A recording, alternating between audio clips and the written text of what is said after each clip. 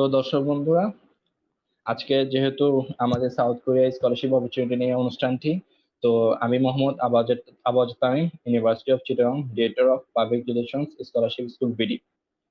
আজকে অনুষ্ঠানের অতিথি আমাদের স্কলারশিপ স্কুল বিডি এর ফাউন্ডার নাজমুল হাসান তপু ভাইয়া। ভাইয়া, আপনাকে আমন্ত্রণ জানাচ্ছি এবং আপনার পরিচয় সংক্ষিপ্ত ভাবে যদি বলতেন। কেমন আছো তামিম? আলহামদুলিল্লাহ ভাইয়া, আপনি? হ্যাঁ, আমি ভালো আছি। তো আশা করছি দর্শকবৃন্দ আপনারা সবাই ভালো আছেন। তো আপনাদের সাথে অনেকদিন পর দেখা। এনিওয়ে, আমরা যারা একটু এই লাইভটা দেখছি, আমরা চেষ্টা করি যে এই লাইভটা সবার সাথে শেয়ার করতে, স্পেশালি আমাদের যে ইন্টারনাল ইউনিভার্সিটির গ্রুপগুলো আছে, হায়ার স্টাডিজ গ্রুপ বা রিসার্চ গ্রুপগুলো, সেখানে এই লাইভটা শেয়ার করার চেষ্টা করি। তার কারণ হচ্ছে অনেকে জানে না যে সাউথ কোরিয়াতে কত ভালো স্কলারশিপ পাওয়া যায়, আর রিসার্চের ব্যাপারটাও অনেক হাই সাউথ কোরিয়াতে।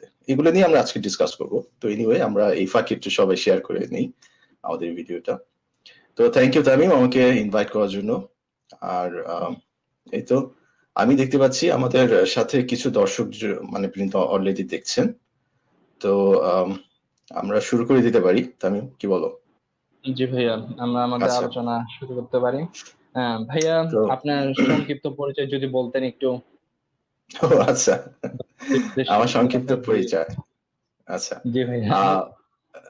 রাইট রাইট রাইট তো আমি নাজমুল হাসান তপু, বর্তমানে হচ্ছে কানাডাতে ইউনিভার্সিটি অফ ব্রিটিশ কলম্বিয়াতে ইলেকট্রিক্যাল অ্যান্ড কম্পিউটার ইঞ্জিনিয়ারিং এ পিএইচডি করছি। সেকেন্ড ইয়ারে আমি পিএইচডি তে স্টাডি করছি বর্তমানে। তো এর আগে আমি মাস্টার্স করেছি হচ্ছে সাউথ কোরিয়াতে। ওটাও স্কলারশিপ ছিল, আউটস্ট্যান্ডিং স্টেম গ্রাজুয়েট স্কলারশিপ। ওইটা নিয়ে আমি কথা বলবো আজকে, যে কিভাবে পেলাম এবং ওইটা প্রসেসটা কি। এছাড়াও অন্যান্য যে স্কলারশিপ গুলো আছে, সায়েন্স বলেন বা বিজনেস ব্যাকগ্রাউন্ড বলেন, অথবা ইভেন আর্টস এর, সেগুলো স্কলারশিপের ব্যাপারে আমি আজকে কথা বলবো সাউথ কোরিয়াতে স্পেসিফিকলি। আর ধন্যবাদ ভাইয়া। হ্যাঁ, থ্যাংকস। ধন্যবাদ ভাইয়া আপনার পরিচয়ের জন্য। ভাইয়া, আপনি সাউথ কোরিয়াতে কেন পড়তে গিয়েছিলেন? Nice question. সাউথ কোরিয়াতে কেন পড়তে গিয়েছিলাম এতগুলো দেশ থাকতে, রাইট? জি আসলে ভাইয়া। ব্যাপারটা সবকিছু শুরু হয়েছে ব্যাচেলার থেকে। আমি যখন ব্যাচেলারের লাস্ট ইয়ারে মানে আমার প্রজেক্টটা করি, ফাইনাল ইয়ার প্রজেক্ট যেটা আর কি, থিসিস। তো সেটা করার পর হচ্ছে সেটা থিসিসটা আমি যখন পেপার আকারে লিখি, ওটা আমি প্রথমে সাউথ কোরিয়ার কনফারেন্সে সাবমিট করি। এটা আমার ফার্স্ট পাবলিকেশন আর কি। তো সাউথ কোরিয়ার কনফারেন্সে, ওটা ইন্টারন্যাশনাল কনফারেন্সে যখন পাবলিশ হলো, তো ওখানকার ওই দেশের প্রতি একটা কেমন একটা ফ্যাসিনেশন কাজ করতো তখন থেকে। তো বেসিকলি আমার যারা ক্লাসমেট ছিল, তারাও অনেকে সাউথ কোরিয়াতে পড়তে যায়। তাদেরকে দেখেও হয়তো বা কিছুটা ইন্সপিরেশন পাই। তো একদিন অ্যাপ্লাই করলাম আর কি, প্রফেসরের কাছে ইমেল দিলাম যে আমি আপনার আন্ডারে মাস্টার্স করতে চাচ্ছি। প্রফেসর দেন আমাকে স্কাইপ ইন্টারভিউ নিল, স্কলারশিপ অফার করলো। আমার কাছে অ্যাকচুয়ালি দুজন কোরিয়ান প্রফেসর স্কলারশিপ অফার করেছিল। তো আমি আর কি একটা বেছে নিই, এই জন্য আসলে সাউথ কোরিয়াতে যাওয়া। বুঝতে পারছি ভাইয়া, ধন্যবাদ এত সুন্দর করে বলার জন্য। ভাইয়া, সাউথ কোরিয়ার শিক্ষা ব্যবস্থা ও রিসার্চ কালচার সম্পর্কে যদি দর্শকদের বলতেন। আচ্ছা, হ্যাঁ, সাউথ কোরিয়া কিন্তু আসলে এশিয়ার মধ্যে না, পুরো বিশ্বের মধ্যে খুবই ভালো একটা ডেস্টিনেশন বলা যায় স্টুডেন্টদের জন্য। কেন, আমি ব্যাখ্যা করছি। নাম্বার ওয়ান হচ্ছে, সাউথ কোরিয়ার ইউনিভার্সিটি র্যাঙ্কিং গুলো যদি দেখেন আপনারা, কিউএস র্যাঙ্কিং বা টাইমস হায়ার এডুকেশন র্যাঙ্কিং গুলো যদি দেখেন, তাহলে আপনারা দেখতে পারবেন যে এখানকার ইউনিভার্সিটি গুলো কতটা টপ র্যাঙ্ক। সাউথ কোরিয়াতে সিওল ন্যাশনাল ইউনিভার্সিটি হচ্ছে পুরো বিশ্বের মধ্যে 37th কিউএস র্যাঙ্কিং অনুযায়ী। 37th, imagine that, alright. তারপর হচ্ছে আরেকটি বিখ্যাত ইউনিভার্সিটি আছে সাউথ কোরিয়াতে, কাইস্ট, যেটা Korea advanced institute of science and technology. ওইটার র্যাঙ্কিংও খুব হাই, 39। আর আমি যে ইউনিভার্সিটিতে পড়েছি সাউথ কোরিয়াতে, এসকেকিইউ, ওটার র্যাঙ্কিংও খুব হাই, 88 ওয়ার্ল্ড র্যাঙ্কিং। এছাড়া আরো অনেক হাই র্যাঙ্কিং ইউনিভার্সিটি আছে সাউথ কোরিয়াতে। আর সাউথ কোরিয়া কিন্তু খুব ছোট্ট একটা দেশ। বাংলাদেশের তুলনায় যদি আমি একটু আপনাদের পরিসংখ্যান দেখাই, বাংলাদেশের আয়তনের তুলনায় সাউথ কোরিয়ার আয়তন কিন্তু ছোট। বাংলাদেশের 2/3 আয়তন হচ্ছে সাউথ কোরিয়ার আয়তন। খুবই ছোট একটা দেশ, জনসংখ্যাও কম, 5 কোটি। ওদের একটা প্রবলেম আছে, ওরা আসলে মানে লো বার্থ রেটে ভোগে। ওরা বিয়ে শাদী একটু কম করতে চায়, যার কারণে হচ্ছে জন্মহার খুবই কম ওখানে।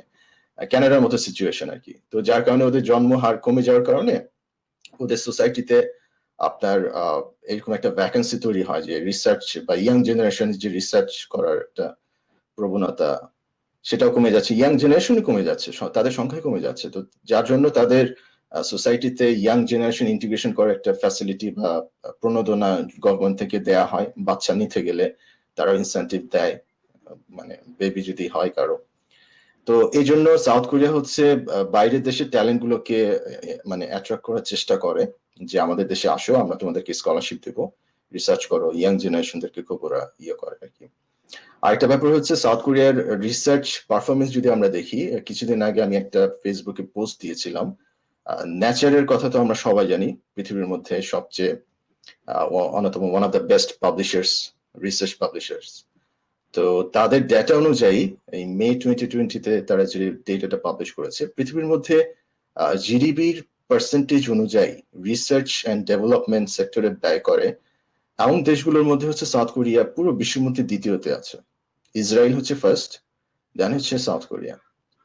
তো বোঝাই যাচ্ছে তাদের কি পরিমাণ রিসার্চ অ্যান্ড R&D তে কতটা মানে প্যাশন।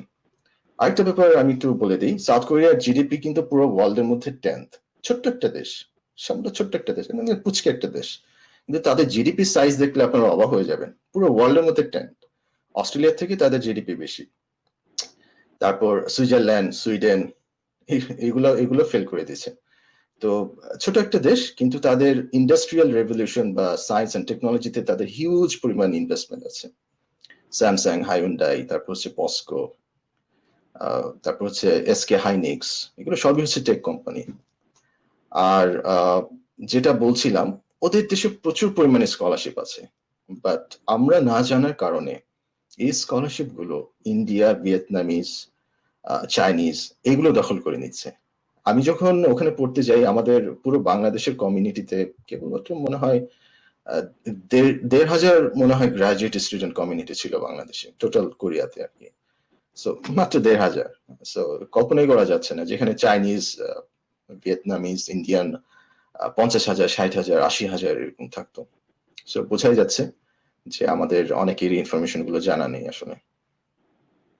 জি ভাইয়া, আপনার বর্ণনার মাধ্যমে বোঝা গেল যে বাঙালিরা আসলে সাউথ কোরিয়াতে একটু কম যায়। আশা করি আস্তে আস্তে সাউথ কোরিয়াতে মানুষ যাবে এবং ওদের বাংলাদেশি কমিউনিটি বাড়বে, আশা করছি। ভাইয়া, আমার একটা গুরুত্বপূর্ণ কোয়েশ্চেন হচ্ছে, সাউথ কোরিয়াতে স্কলারশিপ সম্পর্কে দর্শকদের একটু ধারণা দিবেন কি? আচ্ছা, সাউথ কোরিয়াতে আসলে কয়েক ধরনের স্কলারশিপ আছে। কয়েক ধরনের বলি আমি, আসলে দুই ধরনের বলি। এক ধরনের স্কলারশিপ হচ্ছে গভর্নমেন্ট স্কলারশিপ, যেটা কিনা হচ্ছে আমরা সবাই জানি গ্লোবাল কোরিয়া স্কলারশিপ বা GKS যেটাকে বলা হয়। আরেকটি স্কলারশিপ হচ্ছে প্রফেসরের ফান্ডিং স্কলারশিপ। প্রফেসরের ফান্ডিং স্কলারশিপ গুলো সাধারণত দেখা যায় যে সায়েন্স অ্যান্ড ইঞ্জিনিয়ারিং ফিল্ড গুলোতে দেওয়া হয় বেশি। আর যারা আর্টসে আছেন, বিজনেস ফ্যাকাল্টিতে আছেন, ইভেন সায়েন্সে যারা আছেন, তারা হচ্ছে এই সব ক্ষেত্রে কিন্তু গ্লোবাল কোরিয়া স্কলারশিপটা দেওয়া হয়। সো আমি সাজেস্ট করব, আপনি যদি আর্টসের হয়ে থাকেন, আপনি যদি বিজনেস স্টাডিজ এর হয়ে থাকেন স্টুডেন্ট, আপনি GKS এ অ্যাপ্লাই করবেন। প্রফেসরের ফান্ডিং এখানে আসলে শুধু সায়েন্স এবং ইঞ্জিনিয়ারিং এর জন্যই প্রযোজ্য। আর এটা নিয়ে আমরা কথা বলবো যে কিভাবে অ্যাপ্লাই করতে হয় GKS এ, বা কিভাবে প্রফেসরের কাছে অ্যাপ্রোচ করতে হয়, এটা নিয়ে আমরা বিস্তারিত কথা বলবো। ধন্যবাদ ভাইয়া এত সুন্দরভাবে বোঝানোর জন্য। ভাইয়া, প্রফেসরদের ইমেল করা কতটুকু জরুরি কোরিয়াতে ফান্ডিং পাওয়ার জন্য? এটা মাস্ট, এটা একদম মাস্ট। কোরিয়া হচ্ছে এমন একটা দেশ যেখানে প্রফেসরের হ্যাঁ মানে তো হ্যাঁ, আপনি admission confirm, scholarship confirm. So ইউনিভার্সিটির এখানে কোনো মতামত নেই। কোনো প্রফেসর যদি আপনার ইমেল পেয়ে আপনাকে ইন্টারভিউ নেওয়ার পর যদি সে মনে করে না আমি তাকে নেব, আপনার সিজিপিএ যদি ইভেন 2 হয়, ডাজন্ট ম্যাটার, ইউনিভার্সিটির এখানে কোনো কিছু বলার নেই। So professors are god in South Korea. তাদের প্রচুর সম্মান, এবং ইউনিভার্সিটি হচ্ছে তাদের কথাটাই একদম লাস্ট কথা হিসেবে ধরে স্টুডেন্ট বা স্কলারশিপ দেওয়ার ক্ষেত্রে। সো আমাদেরকে অ্যাপ্রোচ করতেই হবে প্রফেসরদেরকে যদি আমরা স্কলারশিপ পেতে চাই। তাহলে তো ভাইয়া লো সিজিপিএর জন্য এটা একটা অপরচুনিটি বলা যায় সাউথ কোরিয়া। রাইট। ভাইয়া, প্রফেসরদের ফান্ডিং পেলে সেই টাকা দিয়ে পড়া খরচ ও থাকা খরচ হয়ে যায় নাকি পার্ট টাইম জব করা লাগে? না, এটা দিয়ে একদম পুরো কাভার হয়ে যায়, কোনো পার্ট টাইম জব করা লাগে না। এমনিতে হচ্ছে আমি একটু আগে বলেছি যে প্রফেসরের ফান্ডিং হচ্ছে সায়েন্স এবং ইঞ্জিনিয়ারিং স্টুডেন্ট যারা আছি আমরা তাদের জন্য প্রযোজ্য। আর এই রিসার্চ কাজটা হচ্ছে এক ধরনের ফুল টাইম জবের মতো। রিসার্চের কাজগুলো কিন্তু খুবই সূক্ষ্ম হয় এখানে। আপনি চাইলেন যে জাস্ট সময় ধরে ধরে আমি রিসার্চ করব সকাল 9টা থেকে বিকাল 5টা। No, research is not like that. Research is, it doesn't have any time. আপনি শুরু করতে পারেন 9টা, বাট কখন শেষ হবে আপনার রিসার্চের কাজ, এটা কোনো শেষ নাই। সো আপনি পার্ট টাইম জব করে বা আপনি জব করে রিসার্চ করবেন, এটা একদম ভুলে যান। লাগেও না। সাউথ কোরিয়াতে যারা প্রফেসর ফান্ডিং এ আছে তাদেরকে এমন ভাবেই স্যালারি বা এমন ভাবে স্টিপেন্ড গুলো দেওয়া হয় যেন তারা একদম নির্বিঘ্নে রিসার্চ কাজটা কন্ডাক্ট করতে পারে, তাদের কোনো এক্সট্রা কোনো পার্ট টাইম জবের প্রয়োজন পড়ে না। ধন্যবাদ ভাইয়া। ভাইয়া, কোরিয়ান আর জাপানিজ প্রফেসরদের ওয়ার্ক হিলিক অর্থাৎ খুব কাজ পাগল বলে দুর্নাম আছে। আপনি রাইট। তো কোরিয়ান প্রফেসরের আন্ডারে মাস্টার্স রিসার্চ করেছেন, আপনার অভিজ্ঞতা কেমন ছিল যদি দর্শকদের শেয়ার করতেন? এটা এটা খুবই সত্য কথা যে কোরিয়ান এবং জাপানিজ প্রফেসর খুবই ওয়ার্কাহলিক হয়। আমি যখন কোরিয়াতে ছিলাম কি বলবো, মানে ইভেন রবিবারেও বা শনিবারেও আমার প্রফেসর আমাকে ইমেল দিত যে শনিবারে মিটিং করি আসে, এবার রবিবারে মিটিং ডাকতো অনেক সময়। আর টেপ আউটের সময়, আচ্ছা টেপ আউট মানে হচ্ছে আমাদের সার্কিট, আমরা সার্কিট নিয়ে যারা কাজ করি তাদের একটা মানে বলতে পারো যে ফেব্রিকেশন একটা পিরিয়ড। তো টেপ আউটের সময় আমরা ডেইলি মিটিং করতাম, তখন একদম ডেইলি হতো, শনি রবি সহ হতো, সপ্তাহে 7 দিন। খুবই ওয়ার্কাহলিক। সকাল 9টার সময় যে যাওয়া লাগতো এবং রাত আমি দেখা যাচ্ছে 2টা-3টা বাজতো আমার ল্যাব থেকে বের হয়ে আসতে। ইভেন সকল মানে ফরেনার বলো বলো বা কোরিয়ানরা বলো, সবাই এরকম কাজ পাবো। আর হ্যাঁ, এটা ঠিক যে অনেক প্রেশার যায়, বাট আলটিমেটলি এটার একটা উপকার আছে যে আপনি কম সময়ে, মানে আপনি যদি মাস্টার্স করতে যান, আপনি 2 বছরের মধ্যে অনেকগুলো পাবলিকেশন করে ফেলতে পারবেন এবং হাই ইম্প্যাক্ট জার্নালে পাবলিকেশন গুলো হয়ে যায়। তার কারণ হচ্ছে আপনার কাজ, এই কাজের প্রতি একটা যে কি বলবো, ডেডিকেশন বলবো বা ওয়ার্কাহলিজমই বলি আমি এটাকে, আসলে ট্রুলি স্পিকিং ওয়ার্কাহলিজমই বলা হয় এটাকে। সো এটার কারণে হচ্ছে আমরা খুব অল্প সময়ে পাবলিকেশন গুলো করে ফেলতে পারি সাউথ কোরিয়াতে গেলে। জি, ধন্যবাদ ভাইয়া। ভাইয়া, কোরিয়ান প্রফেসরদের কাছ থেকে ফান্ডিং ম্যানেজ করার জন্য কি ধরনের সিজিপিএ থাকা লাগবে? কোনো রিসার্চ পাবলিকেশন কি থাকা জরুরি? কেমন প্রোফাইল থাকা যায় এভারেজ হিসেবে ধরলেন, এই বিষয়ে একটু বিস্তারিত বললেন ভালো হতো। আচ্ছা, রাইট, হ্যাঁ এটা তো খুবই good question Tamim, thank you, যে আমাদের অনেকেরই জানার আগ্রহ আছে। তো সিজিপিএ এটা কোনো ম্যাটার করে না, আমি একটু আগে বলেছি। সাউথ কোরিয়াতে যারা জি পড়তে ভাইয়া। যান, আপনি খালি কোনোভাবে প্রফেসরকে ম্যানেজ করেন, আপনার সাউথ কোরিয়ান প্রফেসররা আপনার সিজিপিএ দেখে না, আপনি 2.5 কি 3 কি এগুলো দেখে না। আপনার মানে ওদের হচ্ছে কি, ওদের এত পজিশন খালি থাকে, এত ভ্যাকেন্সি থাকে, আমি তো একটু আগে বললাম ওদের হচ্ছে সোসাইটিতে লো বার্থ রেট, খুবই লো বার্থ রেট, তারা বিয়ে শাদী করতে চায় না, যার জন্য ওদের জন্মহারও খুবই কম। তো ওদের ইউনিভার্সিটির একাডেমিক পজিশন গুলো খালি থাকে, মানে রিসার্চ ফান্ডিং আছে বাট ফান্ড নেওয়ার মতো কোনো পাবলিক নেই। তো যার জন্য ওরা ফরেন স্টুডেন্ট খুবই প্রিফার করে। আর সাউথ কোরিয়ান যারা নেটিভ আছে তারা রিসার্চে আজকাল খুব একটা আসতে চায় না, ইয়াং জেনারেশন গুলো তারা চায় যে তাড়াতাড়ি ব্যাচেলার করে জবে ঢুকে যায়, বা মাস্টার্স করে জবে ঢুকে যায়। পিএইচডি 4-5 বছর এতটা সময় নিয়ে ওরা আসলে মানে ধৈর্যটা কেমন জানি ইয়াং জেনারেশন, আমি আমার সময় যতটুকু দেখেছি আর কি, আমার সময়, আমি তো গত বছরে সাউথ কোরিয়াতে ছিলাম 2019-এ, তো তখনই দেখেছি সাউথ কোরিয়া ইয়াং জেনারেশনটা মানে এখন একটু চাকুরি কেন্দ্রিক হয়ে গেছে রিসার্চ কেন্দ্রিক থেকে। তো আমি বলবো আপনার সিজিপি যদি 2.5 হয়, আপনি সাউথ কোরিয়ান প্রফেসরদেরকে অ্যাপ্রোচ করেন, ইমেইলে অ্যাপ্রোচ করেন। আপনার রিসার্চ পাবলিকেশন থাকাটা জরুরি না, বাট একটা কনফারেন্স পেপার থাকলে আপনার প্রফেসর হয়তো বা একটু ভালো হতো, আপনাকে যাচাই করতে পারতো যে না আপনার কিছুটা রিসার্চ পাবলিকেশন আছে। সাউথ কোরিয়া একটা বড় ব্যাপার হচ্ছে প্রফেসররা এক্সপেক্ট করে না যে আপনি অলরেডি সবকিছু জানেন, ওরা এক্সপেক্ট করে যে আচ্ছা আমি তোমাকে ট্রেন আপ করে নিব, কারণ ওরা চায় কি, ওরা হচ্ছে দীর্ঘমেয়াদী প্রজেক্টে ইনভলভ হয়। ওদের যে প্রজেক্ট গুলো থাকে 4-5 বছর বা 6-7 বছর ধরে চলে, ফান্ডিং এজেন্সি গুলো তাদেরকে এই পরিমাণ টাকাগুলো দেয় প্রতি বছরে। তো ওরা স্টুডেন্ট রিক্রুট করার সময় ওরা এটা মেন্টালিটি ওরা ঠিক করে নেয় যে আমি যাকে রিক্রুট করব তাকে আমি ট্রেন আপ করে নেব, তার আগে থেকে পাবলিকেশন থাকা জরুরি না। আপনার যেটা করতে হবে, সাউথ কোরিয়ান প্রফেসরকে আপনি ম্যানেজ করেন ইমেইলে, ইন্টারভিউতে আপনি যদি ভালো করেন, আপনার সিজিপিএ যেই হোক না কেন, 2.5 হোক 3 হোক, আমি অনেক দেখেছি লো সিজিপিএ ফুল স্কলারশিপে সাউথ কোরিয়াতে পড়ছে প্রফেসরের আন্ডারে। সো আমি বলবো এটা পসিবল। তাহলে তো ভাইয়া সাউথ কোরিয়াতে পড়ার জন্য অবশ্যই প্রফেসরকে ম্যানেজ করেছেন মূল ক্যারিশমা বলা যায়। এক্স্যাক্টলি। ভাইয়া, কোরিয়ার ভার্সিটি গুলোতে অ্যাপ্লিকেশন কি অনলাইনে? এর জন্য কোনো ফি লাগে কি? হ্যাঁ, ডেফিনেটলি সবকিছু হচ্ছে অনলাইনে, এখানে অফলাইনে আসলে সুযোগ নেই। আর অ্যাপ্লিকেশন ফি লাগে সাধারণত $100, $80 এরকম আরকি। ভার্সিটি টু ভার্সিটি ভেদে আরকি ডিপেন্ড করে জি ভাই। অ্যাপ্লিকেশন ফি গুলো। আচ্ছা। ভাইয়া কোরিয়ার ভার্সিটি গুলোতে অ্যাডমিশন কখন থেকে শুরু হয়?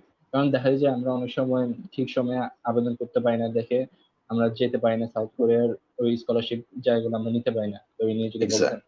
এক্সাক্টলি। সো খুবই ভালো কোয়েশ্চেন তামিম, থ্যাংক ইউ। ব্যাপারটা হচ্ছে সাউথ কোরিয়ার সেমিস্টার সিস্টেম। এখানে বছরে 2 টো ইনটেক হয় সাধারণত। But usually most of the universities আপনার ফল সেশনে আপনার অ্যাডমিশনটা হয়। অনেক ইউনিভার্সিটি আছে যে আপনার আহ, এটাকে কি বলে স্প্রিং সেশন আর কি। স্প্রিংটা শুরু হয় হচ্ছে ফেব্রুয়ারির দিকে, আর ফল সেশনটা শুরু হচ্ছে সেপ্টেম্বরের দিকে। তো এই দুটো সেশনে হচ্ছে কোরিয়ান ইউনিভার্সিটি গুলো ইনটেক নেওয়া হয়। সো আপনি যে কোনো সেশনে অ্যাপ্লাই করতে পারেন, তবে আপনি একটু ভার্সিটিতে গিয়ে বা প্রফেসরকে আপনি জিজ্ঞেস করবেন যে আপনি কোন সেশনে প্রেফার করছেন আমাকে অ্যাপ্লিকেশনের জন্য, বা তিনি যদি কোনো স্পেসিফিক সেশন মেনশন না মানে করে দেন, এটা হচ্ছে আপনাদের মিউচুয়াল ডিসকাশনের উপর নির্ভর করে। বাট আপনি এটা টার্গেট করে নেন যে কোরিয়াতে যদি আপনি অ্যাপ্লাই করতে চান, আপনার হাতে বছরে 2টো সুযোগ থাকে। এক নাম্বার হচ্ছে ফেব্রুয়ারি ইনটেকের জন্য বা স্প্রিং সেশন ইনটেকের জন্য। এটার অ্যাপ্লিকেশন ডেডলাইন সাধারণত দেখা যায় যে 2-3 মাস আগে শেষ হয়ে যায়। অনেক ইউনিভার্সিটি আছে 6 মাস আগে ডেডলাইন শেষ হয়ে যায়। ইউনিভার্সিটি টু ইউনিভার্সিটি ভ্যারি করে এটা। আরেকটা সুযোগ হচ্ছে আপনার সেপ্টেম্বর সেশনের জন্য। সেপ্টেম্বর সেশনের জন্য আপনি যখন অ্যাপ্লাই করতে যাবেন, তো আপনি চেষ্টা করবেন 2-3 মাস হাতে রেখে অ্যাপ্লাই করার, মানে ডেডলাইনটা তখন হয়ে যায় আর কি। এই দুটো সুযোগ আছে আপনার বছরে। আর আরেকটা ব্যাপার আছে, আমি একটু বলে নিই। এটা তো গেল প্রফেসরের ফান্ডিং এর ব্যাপারে, যে স্কলারশিপের অ্যাপ্লিকেশন সেটা। আপনি যদি গ্লোবাল কোরিয়া স্কলারশিপের জন্য অ্যাপ্লাই করতে চান, যেটা কিনা গভর্নমেন্ট স্কলারশিপ, সেটার জন্য অ্যাপ্লিকেশন রাউন্ডের আবার কিছু নির্ধারিত সময় বেঁধে দেওয়া আছে। আপনি যদি আন্ডার গ্রাজুয়েট করতে চান, এটার অ্যাপ্লিকেশন ডেডলাইন সাধারণত অক্টোবরে হয় প্রতি বছর অক্টোবরে শেষ ডেডলাইন। আর আপনি যদি গ্রাজুয়েট গ্লোবাল কোরিয়া স্কলারশিপে অ্যাপ্লাই করতে চান, অর্থাৎ মাস্টার্স কিংবা পিএইচডি, সেক্ষেত্রে এটা ডেডলাইন কিন্তু স্পেসিফিকলি বলা আছে ফেব্রুয়ারির দিকে সাধারণত ডেডলাইনটা শেষ হয়ে যায়। তো এই ডেডলাইন গুলো মাথায় রাখবেন। আশা করছি তাহলে আগে থেকে পূর্ব পরিকল্পিত যে যদি কোনো প্ল্যান থাকে, আপনারা ইজিলি এটা স্মুথলি সামনে এগিয়ে যেতে পারবেন। ধন্যবাদ ভাইয়া বিষয়গুলা শেয়ার করার জন্য। আহ, ভাইয়া কোরিয়ান ভার্সিটি গুলোতে স্কলারশিপের জন্য আইএলটিএস ও টোফেল স্কোর কেমন থাকা লাগে এই বিষয়টা একটু বলতেন যদি। রাইট। হ্যাঁ, আপনি যদি গ্লোবাল করে স্কলারশিপে অ্যাপ্লাই করতে চান, আপনার আইএলটিএস বা টোফেল এটা আসলে ম্যান্ডেটরি না। তার কারণ হচ্ছে গ্লোবাল করে স্কলারশিপ হচ্ছে কোরিয়ান ভাষা আপনাকে অলরেডি শিখাবে। 1 বছর ওখানে একটা কোর্স করানো হবে কোরিয়ান ভাষাতে। আর আপনি গ্লোবাল করে স্কলারশিপে অ্যাপ্লাই করলে কিছু কিছু সাবজেক্ট আছে, ওখানে তো সাবজেক্টের লিস্ট দেওয়া থাকে, কিছু কিছু সাবজেক্ট আবার ইংলিশ 100% ইংলিশে। সেক্ষেত্রে আপনাকে তখন টোফেল কিংবা আইএলটিএস জমা দেওয়া লাগতে পারে। ওকে। এছাড়া আপনি যদি অন্যান্য কোরিয়ান নেটিভ কোরিয়ান কোর্সে যদি আপনি অ্যাপ্লাই করেন গ্লোবাল কোরিয়া স্কলারশিপের আন্ডারে, দেন আপনার আইএলটিএস কিংবা টোফেল ম্যান্ডেটরি না। আচ্ছা, এটা তো গেল জিকেএস এর ব্যাপারে। এখন আসি প্রফেসরের ফান্ডিং এ যারা অ্যাপ্লাই করবেন নর্মাল ক্যাটাগরিতে, তাদের আবার আইএলটিএস এবং টোফেল এটা ডিপেন্ড করে প্রফেসরের এবং ইউনিভার্সিটির অ্যাডমিশন ক্রাইটেরিয়ার উপর। অনেক প্রফেসর আছে যে ওই যে একটু আগে বললাম যে দেয়ার গাও, তারা যদি চায় আপনাকে আপনার কোনো সার্টিফিকেট ছাড়া আপনাকে তারা অ্যাডমিশন নিয়ে নিতে পারে। জাস্ট কথার কথা, বাট তারা they are so powerful, they can do whatever they want. So তাদের সাথে আপনি ডিসকাস করেন যে আমার কি অ্যাপ্লিকেশনে আইএলটিএস জমা দেওয়া লাগবে কিনা, বা আপনার যদি এক্সপায়ারি হয়ে যায় প্রফেসরকে বলেন, প্রফেসর যদি অ্যাগ্রি করে doesn't matter, university admission committee ওটা অ্যাকসেপ্ট করে নেয়। তো সাধারণত আপনার যদি এক্সপায়ারি হয়ে যায়, কিন্তু গ্রাজুয়েশনের পূর্বশর্ত হিসেবে আপনি ধরেন কোরিয়াতে আসলেন, কোরিয়াতে পড়াশোনা করছেন, আপনার গ্রাজুয়েশন শেষ হয়ে যাবে। শেষ হয়ে যাওয়ার আগে কিন্তু, অর্থাৎ গ্রাজুয়েশনের রিকোয়ারমেন্ট হিসাবে কিন্তু আপনার আইএলটিএস কিংবা টোফেল অথবা ওদের একটা মানে ইংলিশের একটা আছে, টেস্ট আছে, ওইটা আপনাকে দেয়া লাগবে। ওইটা বাধ্যতামূলক সবার জন্য। ধন্যবাদ ভাইয়া। ভাইয়া সাউথ কোরিয়াতে প্রফেসর ফান্ডিং তো সায়েন্স বা ইঞ্জিনিয়ারিং স্টুডেন্টরা পায়, এটা আমরা সবসময় জানি। হুম। বিজনেস বা আর্টস স্টুডেন্টদের জন্য এখন কিছু বলুন। আচ্ছা, রাইট। বিজনেস কিংবা আর্টসে যারা আছেন আপনারা, তাদের জন্য আমি কিছু স্কলারশিপের কথা বলছি। যারা আর্টসে আছেন তাদের জন্য আমি একটু আগে বলেছি যে যারা আর্টসে আছেন তারা চেষ্টা করবেন জিকেএস এ অ্যাপ্লাই করার জন্য, গ্লোবাল কোরিয়ার স্কলারশিপের জন্য অ্যাপ্লাই করার জন্য। আর এটাতে আপনার সাবজেক্ট লিস্ট দেয়া থাকে, পাবলিশ করা থাকে, প্রতি বছরই সাবজেক্ট লিস্টটা পাবলিশ হয়। আপনারা এই সাবজেক্ট লিস্টটা পেয়ে যাবেন আমাদের যে কোরিয়ান এমবেসি আছে ঢাকাতে, তাদের ওয়েবসাইটে গেলেই দেখবেন ওখানে একটা নোটিশ আছে ওই গ্লোবাল কোরিয়ার স্কলারশিপ সংক্রান্ত। ওখানে ক্লিক করলে ওখানে একটা এক্সেল ফাইল দেখাবে, ওখানে সাবজেক্ট লিস্ট খুব সুন্দর করে দেওয়া আছে।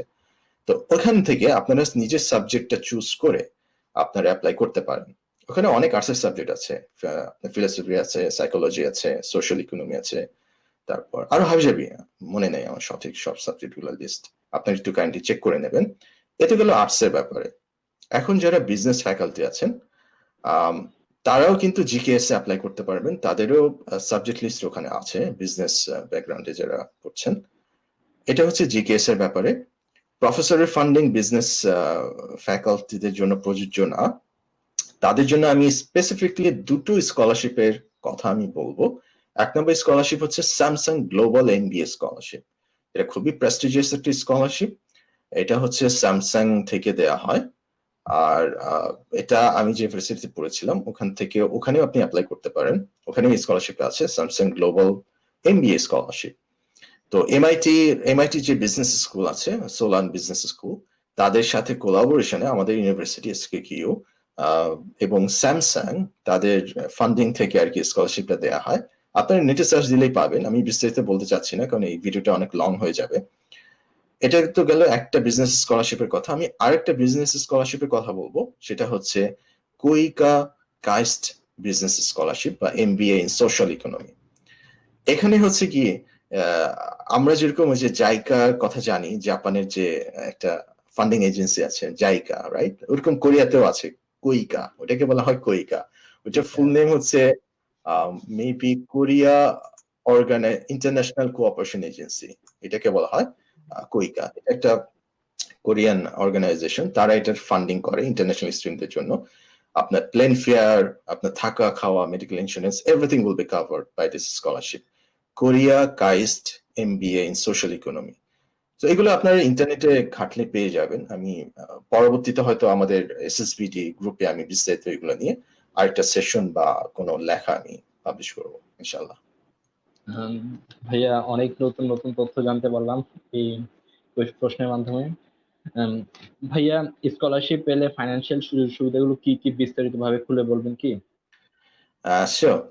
যারা জিকেএস স্কলারশিপ পেয়ে যাবেন তাদের বিমান ভাড়া, প্লেন ফেয়ার এবং মেডিকেল ইন্স্যুরেন্স, তারপর হচ্ছে সেটেলমেন্ট, তারপর হচ্ছে মান্থলি স্টিপেন্ড, সবকিছুই কভার করা হয়। যারা আন্ডার গ্র্যাডে অ্যাপ্লাই করবেন বা পেয়ে যাবেন স্কলারশিপটা, তাদেরকে মান্থলি স্টিপেন্ড দেওয়া হয় প্রায় 60,000 বিটিটি বা বাংলাদেশি টাকা। আর প্লেন ফেয়ার ইনক্লুড থাকে, মেডিকেল ইন্স্যুরেন্স ইনক্লুড থাকে। আর যারা গ্রাজুয়েট স্টাডিজ এর জন্য এমএস বা পিএইচডি জন্য অ্যাপ্লাই করবেন জিকেএস এ, তারা প্রায় 70,000, 75 মেবি, আচ্ছা 80,000, sorry 80,000 per month, 80,000 per month তারা পায় এই স্টিপেন্ডটা। এছাড়া তাদের অন্যান্য যে আনুষঙ্গিক খরচ আছে সেগুলো কভার হয়ে যায়। আর এমনিতে প্রফেসরের ফান্ডিং এ যারা যায়, এটা তো গেল আছে জিকেএস এর ব্যাপারে, জিকেএস এ হচ্ছে এরকম ফান্ডিং পায়। আর যারা প্রফেসর স্কলারশিপের জন্য অ্যাপ্লাই করে এবং স্কলারশিপ পায়, ইউজুয়ালি মাস্টার্স এ দেখা যায় $500 থেকে $700 বা $800 দেওয়া হয়। এটা হচ্ছে প্রফেসরের উপর ডিপেন্ড করে, আপনার প্রফেসর থেকে কত পে করে। অনেক প্রফেসর পারফরমেন্স অনুযায়ী পে করে, আবার অনেক প্রফেসর আগে থেকে সেট করে নেয়, আপনারা জিজ্ঞেস করে নেবেন। যারা এমএস, এটা তো গেলে এমএস এর ব্যাপার, পিএইচডি তে যারা আসে তারা হয়তো বা $800 থেকে $1,000 পার মান্থ পায়। এই হচ্ছে প্রফেসর ফান্ডিং এর ব্যাপারটা আর কি। এবং এটা দিয়ে প্রায় থাকা খাওয়া everything can be managed, extra কোনো পার্ট টাইম জব করার প্রয়োজন পড়ে না। ধন্যবাদ ভাইয়া।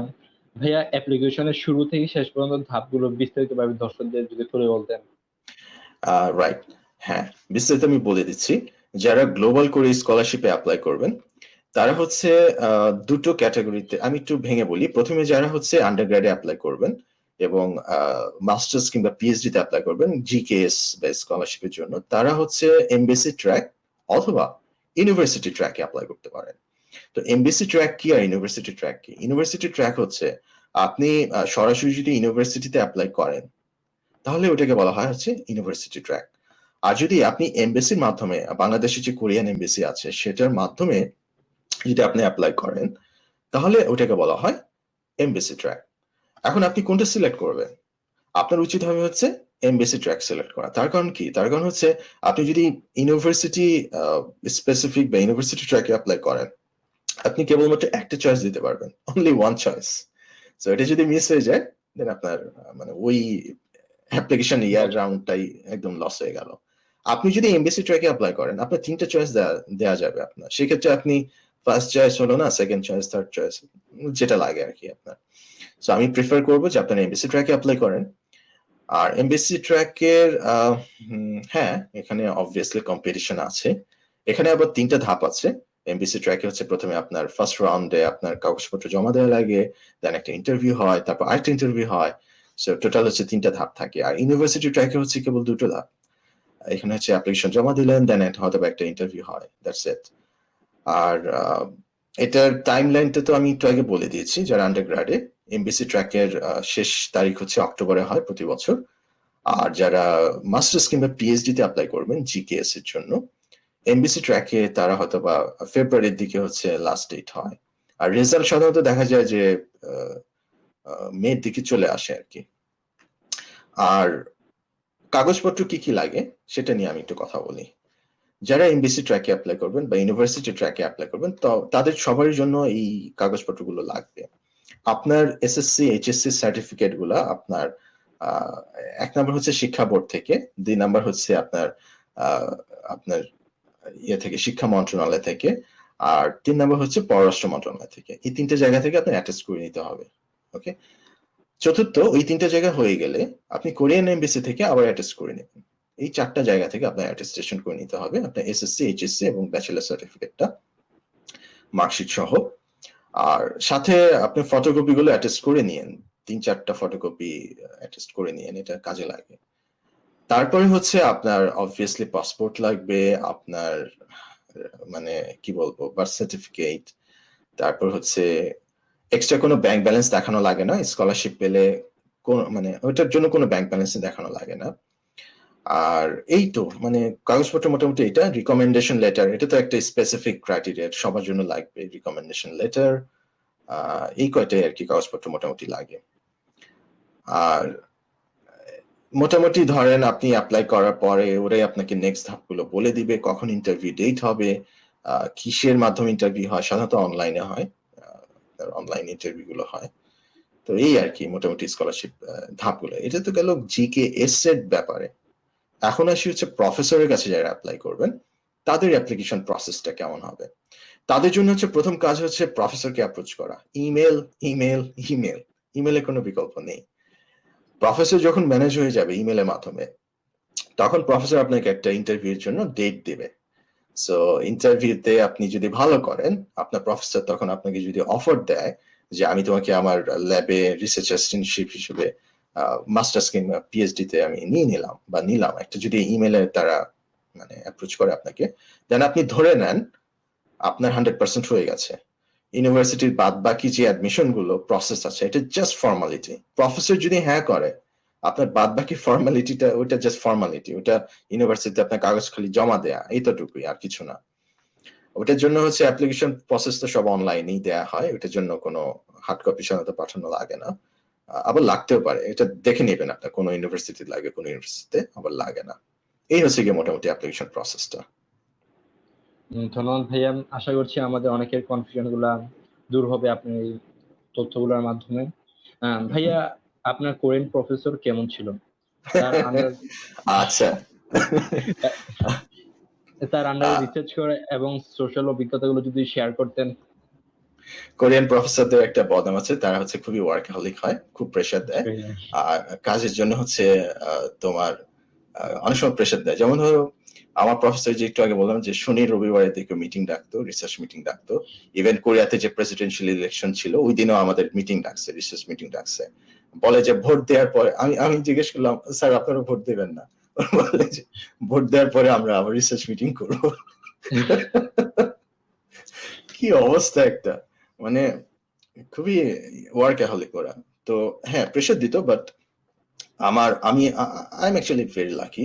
আমার কোনো মানে আমার রিসার্চ লাইফে আমি কখনো খারাপ বস বা খারাপ প্রফেসর পাইনি। অনেক প্রফেসরের আমি দুর্নাম শুনেছি, বাট আমার কোরিয়ান প্রফেসর হি ওয়াজ এ রিয়েল জেন্টলম্যান। আমাদেরকে মানে খাওয়ার জন্য নিয়ে যেত, নিজের রিসার্চ ফান্ডিং থেকে কিছু অ্যালাউন্স থাকতো, তো সেখান থেকে আমাদেরকে হালাল রেস্টুরেন্টে নিয়ে যেত। ইভেন তারা তারা কিন্তু এইসব ধর্ম নিয়ে অনেক সচেতন, তারা এইসব ব্যাপার কখনো জোর জবরদস্তি করে না। অনেকে করে অনেকে করে না, ডিপেন্ড করে। আমার আমার প্রফেসর খুব ভালো ছিল, আমাদেরকে ইভেন স্কি রিসোর্টে নিয়ে যেত নিজ খরচে, কনফারেন্স ট্রাভেলিং এর জন্য উৎসাহ করতো, এবং সেখানেও মানে রিসার্চ ফান্ডিং থেকে খরচ দিত কনফারেন্স ট্রাভেলিং এর জন্য। আর গাড়ি করে পৌঁছায় দিত বাসায়, মানে ওই রেস্টুরেন্ট থেকে আসার সময়। এমনিতে ফ্রেন্ডলি ছিল, খুব ভালো। এটা আসলে সৌভাগ্য হয় না। আর এমনিতে রিসার্চের ব্যাপারে অনেক হেল্পফুল ছিল আমাকে একদম। অনেক প্রফেসর আছে যে দেখা গেছে যে টাইম দিতে চায় না স্টুডেন্টদের জন্য, বাট আমার প্রফেসর খুবই হেল্পফুল ছিল। ইভেন আমার রিসার্চ ডেস্কে আমরা যে কম্পিউটারে কাজ করি, আমার মানে স্টুডেন্টের পাশে এসে বসতো, একদম আমার পাশে এসে বসতো, বসে একদম কম্পিউটারে হাতে ধরে দেখাই দিত যে এইভাবে করবা, সার্কিট গুলো এইভাবে ডিজাইন করবা, এখানে সমস্যা হলে এইটা করবা। তো এই জিনিসগুলো দেখে আমার তার প্রতি আরো রেসপেক্ট বেড়ে যেত, যে সে একজন প্রফেসর হয়ে একদম আমার পাশে এসে হাতে ধরে দেখাই দিচ্ছে আমার যেগুলোতে সমস্যা হচ্ছে। আহ, মানে এটা একটা খুব ভালো একটা প্লাস পয়েন্ট ছিল। বাট সব প্রফেসর এরকম হয় না, কোরিয়াতে কিন্তু অনেক প্রেশার দেয় এমন প্রফেসর আছে। অনেক বাংলাদেশিরা প্রেশার সহ্য করতে না পেরে চলে যায় কোরিয়াতে। মানে কোরিয়াতে একটু আগে বললাম না, এখানকার কালচার হলো ওয়ার্কাহলিক কালচার। ওয়ার্ক এখানে এখানে যদি তুমি অলস হও, লেজি হও, তুমি যদি মানে রিসার্চের প্রতি প্যাশন না থাকে, তুমি এখানে সার্ভাইভ করতে পারবা না। 1 মাস, ম্যাক্সিমাম 1 মাস তুমি এখানে সার্ভাইভ করতে পারবা। তারপর তোমার থেকে রেজাল্ট খারাপ হবে, তোমার রিসার্চ আউটপুট আসবে না, তখন হয় তোমাকে কিক আউট করে দিবে, অথবা তুমি নিজেই ওখান থেকে লজ্জা পেয়ে চলে আসবা, because you can't adapt with that environment. তুমি যদি লেজি না হও, তুমি যদি প্যাশনেট হও, তোমার যদি নতুন কিছু করার মতো প্যাশন থাকে, তো I think Korea is one of the best places. তাহলে তো ভাই আপনার একটু লাকি ছিলেন, একটা ভালো একজন হ্যাঁ, প্রফেসরের আন্ডারে কাজ করতে পারে। আচ্ছা রাইট। ভাইয়া, তো এই যে ভালো প্রফেসর এটা আমরা কিভাবে খুঁজবো? যেমন মনে করেন আমরা আচ্ছা, বেচর থেকে। ভালো প্রফেসর খোঁজার উপায় হচ্ছে নেটওয়ার্কিং। আমি আমি মনে হয় একটা লেখাতে বলেছিলাম যে গ্রাজুয়েট স্টাডিজ এর জন্য, বিদেশে পড়াশোনার জন্য 1 নাম্বার হচ্ছে ভাগ্য, 2 নাম্বার হচ্ছে গিয়ে কোয়ালিফিকেশন, 3 নাম্বার হচ্ছে নেটওয়ার্কিং স্কিল। কারো শুধু কোয়ালিফিকেশন থাকলে সে বিদেশে ভালো স্কলারশিপ পাবে, ভুল কথা। কোয়ালিফিকেশন দিয়ে আপনি কখনো স্কলারশিপ পাবে না। আপনার ভাগ্য থাকতে হবে এক, কোয়ালিফিকেশন অবশ্যই থাকতে হবে, নেটওয়ার্কিংও থাকতে হবে। আপনি যদি নেটওয়ার্কিং না থাকে, আপনি হাজারো কোয়ালিফাইড স্টুডেন্ট হন, আপনি ওই কোনায় পড়ে থাকবেন, বিকজ আপনি জানেন না, আপনি আপডেট জানেন না কোথায় কি হচ্ছে, স্কলারশিপ কোথায় দেয়া হচ্ছে, কোন ল্যাব খালি আছে, কোন প্রফেসর নতুন স্টুডেন্ট নেবে, এগুলো যদি আপনি না জানেন, এগুলো জানবেন কিভাবে? নেটওয়ার্কিং এর মাধ্যমে। ভালো প্রফেসর কিভাবে পাবেন? নেটওয়ার্কিং এর মাধ্যমে। সো হ্যাঁ, আমি বলবো যে আপনারা হায়ার স্টাডিজ গ্রুপ, আমাদের যে এসএসসিপিটি গ্রুপ আছে সেখানে অ্যাক্টিভ থাকেন, আমাদের পোস্ট গুলো পড়েন, আমাদের লেখাগুলো পড়েন। আশা করি অনেক গাইডলাইন পাবেন যে কিভাবে ভালো প্রফেসর বা কোথায় ল্যাবের ভ্যাকেন্সি গুলো আছে। ইন্টারনেটে আপনারা ওই প্রফেসর প্রোফাইল দেখেন, তার যে স্টুডেন্ট আছে তাদের সাথে আপনারা অ্যাপ্রোচ করেন, ইমেলে বা সোশ্যাল মিডিয়াতে অ্যাপ্রোচ করেন যে আপনার প্রফেসর কেমন, বা আপনার এখানে ল্যাবে আসতে হলে কি কি রিকোয়ারমেন্ট লাগে। So everything is on networking. আপনি নেটওয়ার্কিং নাই, আপনি রিসার্চ বা একাডেমিক ফিল্ডে আপনি সার্ভাইভ করতে পারবেন না বেশি দিন। নেটওয়ার্কিং তো তাহলে অনেক গুরুত্বপূর্ণ একটা ভূমিকা রাখবে উচ্চশিক্ষায়। হ্যাঁ, রাইট। ভাইয়া, কোরিয়া থাকাকালীন আপনি কোনো কনফারেন্স ট্রাভেলিং করেছিলেন? যদি কনফারেন্স ট্রাভেলিং এর পেমেন্ট কি প্রফেসররাই দেয়? হ্যাঁ, ডেফিনেটলি কনফারেন্স ট্রাভেলিং করেছি। কনফারেন্স আমার অবশ্য কোরিয়াতে অনেকগুলো জায়গা ঘোরা হয়েছে কনফারেন্সের সুবাদে। 1 নাম্বার, সমস্ত খরচ একটু আগে বলেছি, প্রফেসর রিসার্চ ফান্ড আছে, সেখান থেকে দেয়া হয়। 1 টাকাও লাগে না। হোটেল খরচ, ওখানে গিয়ে থাকার খরচ, এভরিথিং, পেপার রেজিস্ট্রেশনের খরচ, কনফারেন্স যাওয়া আসার খরচ, এভরিথিং, সবকিছু ওখানে ইনক্লুড। শুধু তাই না, পেপার পাবলিশ করতে পারলে কোরিয়াতে একটা ইনসেন্টিভ দেয়া হয়, প্রফেসর তোমাকে কিছু এক্সট্রা টাকা দিবে। মানে এটা সেলিব্রেশন, মানে ইউনিভার্সিটি থেকে এটা একটা ইনসেন্টিভ দেওয়া হয় যে যদি কোনো ভালো ভালো একটা রিসার্চ পেপার পাবলিশ করা হয়, ভালো journal, high impact factor journal হতে হবে অথবা কনফারেন্স হতে হবে ইন্টারন্যাশনাল, তাহলে ওটার জন্য রেট ফিক্স করে দেয়া থাকে যে স্টুডেন্ট এত টাকা পায় এবং প্রফেসর ইনসেন্টিভ হিসেবে এত টাকা পায়। যেন যেমন আমার ফার্স্ট জার্নাল পাবলিশ করার পরে কোরিয়াতে আমি কিছু টাকা পাইছিলাম, প্রফেসর ইউনিভার্সিটির মাধ্যমে ইনসেন্টিভটা অ্যারেঞ্জ করে দিছিল আর কি। ভালো, এটা খুব ভালো একটা সিস্টেম। দর্শকবৃন্দরা, আমাদের আলোচনা পর্ব প্রায় শেষের দিকে। আপনাদের যদি কোনো কোয়েশ্চেন থাকে অবশ্যই কমেন্ট বক্সে করুন, আমাদের আলোচনা পর্ব শেষ হওয়া মাত্রই আপনাদের কোয়েশ্চেন গুলো নিব। ভাইয়া, এবার একটু আপনার কোরিয়ার সোশ্যাল লাইফ সম্পর্কে জানবো। কোরিয়াতে থাকা খাওয়ার খরচ কেমন লাগে, মানুষজন কেমন ওখানকার, এই সম্পর্কে একটু বিস্তারিত জানতে চাচ্ছি। আচ্ছা, হ্যাঁ, থ্যাংক ইউ তামিম। আমি দেখতে পাচ্ছি অনেকেই অনেক প্রশ্ন করেছে। আপনারা প্রশ্ন করেন, আমরা এই প্রশ্নগুলো কিছুক্ষণ পরে আমাদের ডিসকাশন শেষ হলেই আমি পিক আপ করা শুরু করবো ইনশাল্লাহ। তো হ্যাঁ তামিম, ওই প্রশ্নটা সোশ্যাল লাইফ, রাইট?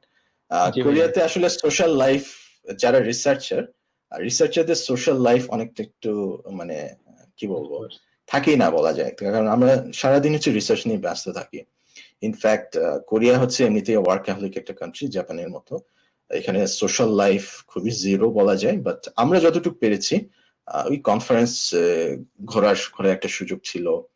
তারপর এমনিতে তোমার ধরো উইকেন্ডে হয়তো বা মাঝে মধ্যে ঘুরতে যেতে পারতাম, বাট এছাড়া উইকডেজ গুলোতে ল্যাবে পড়ে থাকতে হইতো সকাল থেকে মাঝরাত পর্যন্ত, বিকজ এত বেশি কাজের প্রেশার আর এত বেশি মানে একটা ড্রাইভ থাকে, প্রফেসরের একটা প্রেশার থাকে, নিজের ভালো না করলে স্কলারশিপ বন্ধ হয়ে যাবে সেটার একটা ভয় থাকে।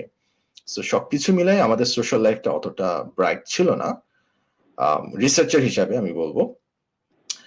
আর আরেকটা ব্যাপার হচ্ছে কোরিয়ান মানুষরা এমনিতে একটু কনজারভেটিভ, ওরা এমনিতে কথাবার্তা একটু কম বলে, শাই প্রকৃতির বলবো।